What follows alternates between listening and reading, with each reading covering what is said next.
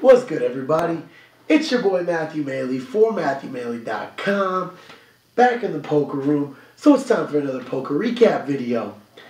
Well, since the World Series is very quickly approaching, and I'm getting ready to head out to Vegas at the end of this week, I decided to go and hit the weekly Wednesday tournament out at Casino Arizona Talking Stick one more time to try to just have a good run and, get some tournament action in and get ready to head to Vegas. So, sadly, I wasn't able to get there right when they started. I was running really late. Just this whole week has been more stressful than I can even explain. The whole process of trying to pack, move, get everything ready, renters, this, that, the other, has been crazy. So I'm very excited that the week's halfway over, and in a few days I will officially be in Vegas. So I ended up getting there about 40 minutes late, 35 minutes late. Actually, no, it couldn't have been that late. It had to have only been about 15, 20 minutes late because they just were starting the second level when I got there. They just were going to 50, 100. So I probably was only about 25 minutes late or so. So as soon as I got there, it pretty much started off bad. Few hands in, and I was just getting jack deuce, 7 tray, 10-4, just really bad hands. And a lot of first card looks good, second card rag. First card looks good, second card rag. First card looks good, second card rag. Then I picked up ace 7 suited of spades. Seems like I've been getting that hand a lot lately. It's weird. And opened up from third to act, made it 350, blinds being 5100, so I raised it to 350.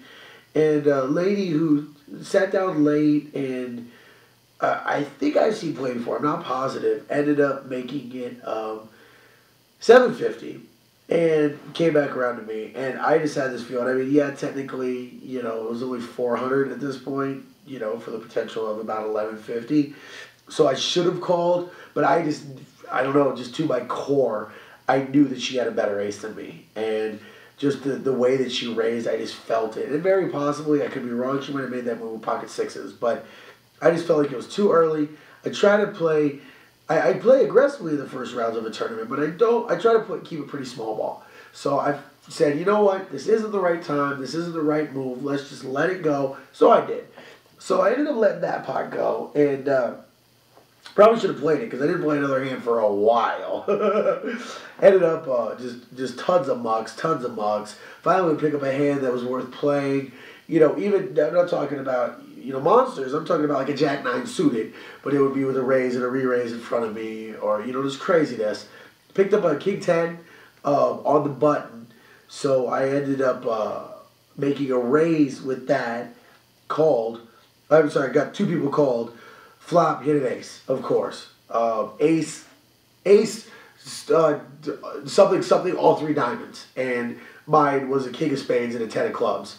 Yeah, I think, or vice versa. So, super not a good flop for me. So, I didn't even continuation bet. I figured there were 4 people in the pot, me and 3 other people. I'm like, you know what? Somebody hit their ace. Somebody's got, at least a diamond in their hand. Why am I going to donate? So, I ended up checking. It was bet. And then raised.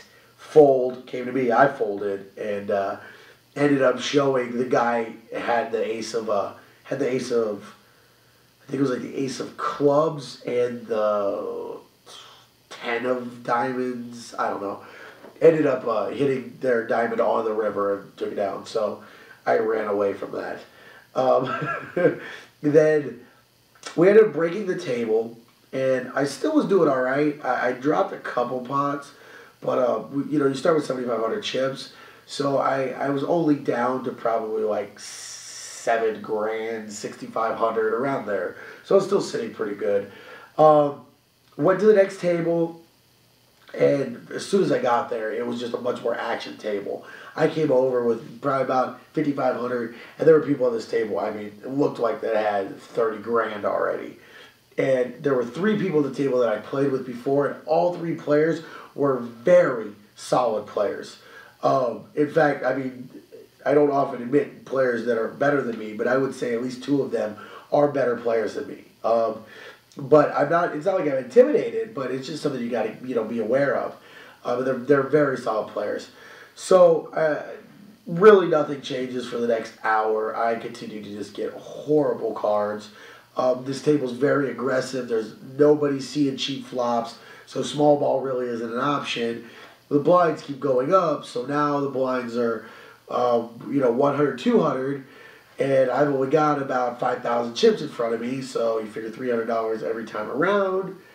Now my M is 15. Okay, well, it's not too bad. Got to get a little more serious about where I'm at, whatever. Then I have a hand, ended up raising with King Queen on the button. The big blind ended up shoving, had me covered. I mucked. Picked up Jack 10 in my big blind. Was excited I was going to finally get to see a flop. The button shoved. Didn't have me covered, but still. So next thing I know, I'm just getting chipped and chipped and chipped and chipped down until finally I'm at right about 4,000 chips, maybe 36-ish or so.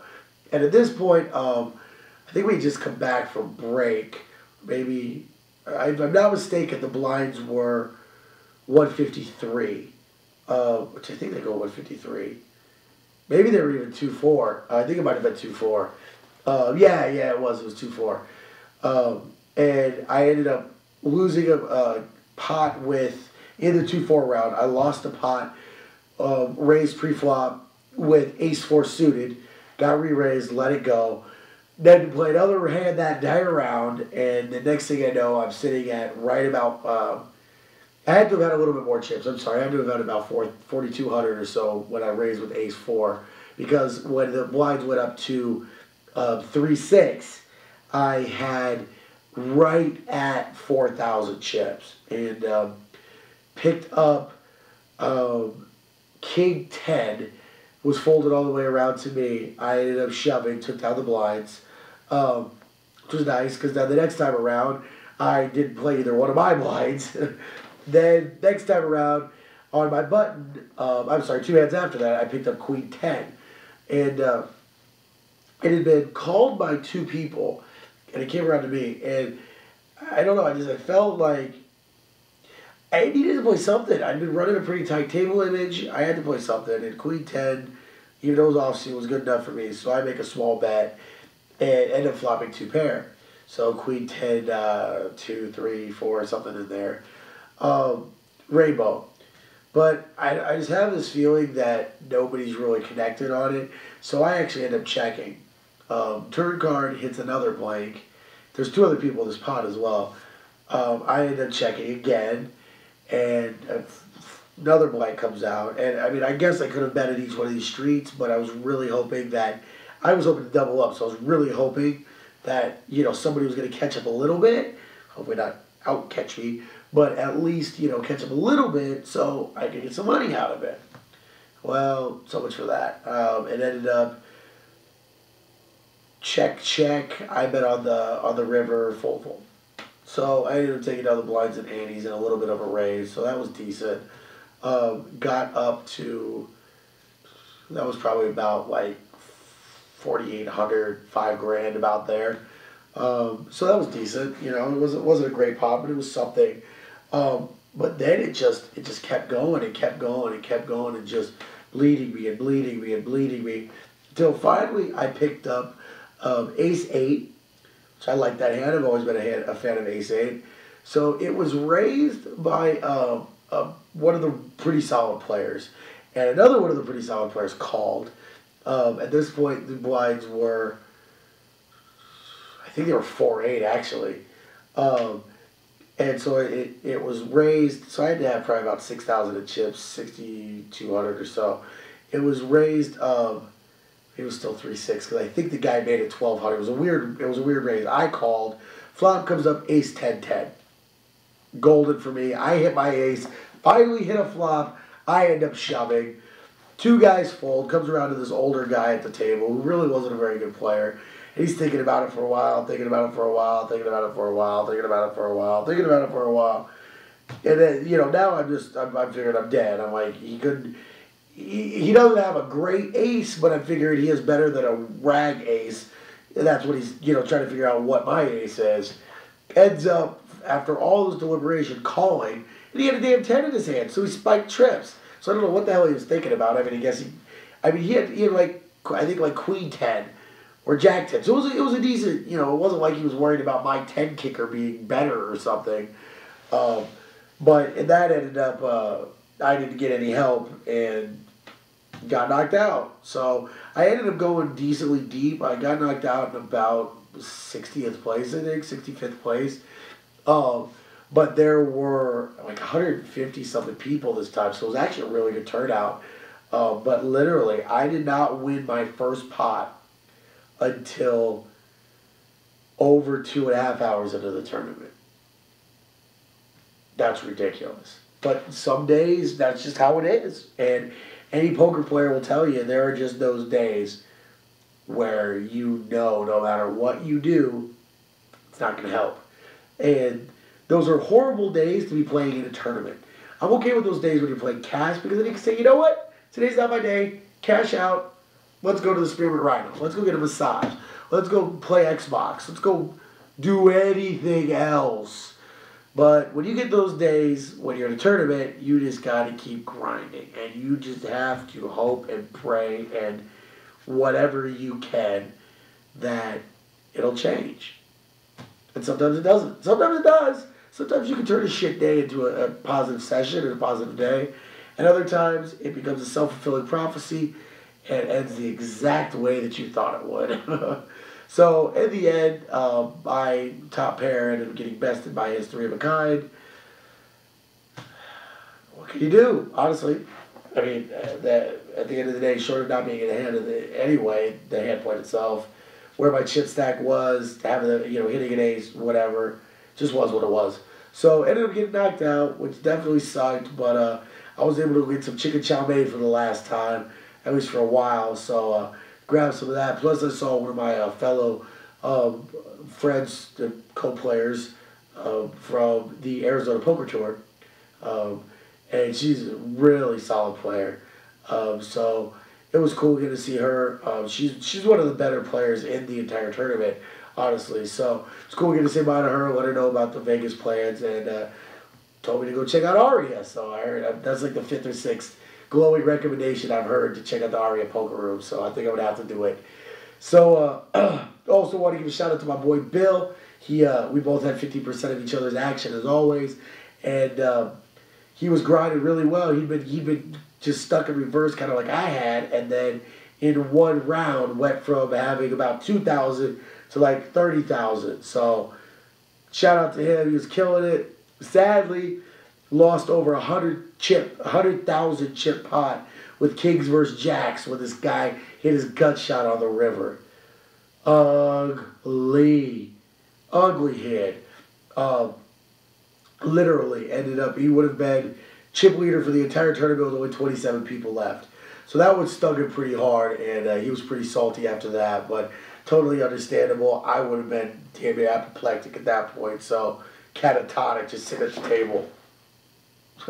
But either way, good session, good show. He actually took 5th in one of the Arizona, one of the Talking Stick tournaments as well. So shout out to my dude. Good playing.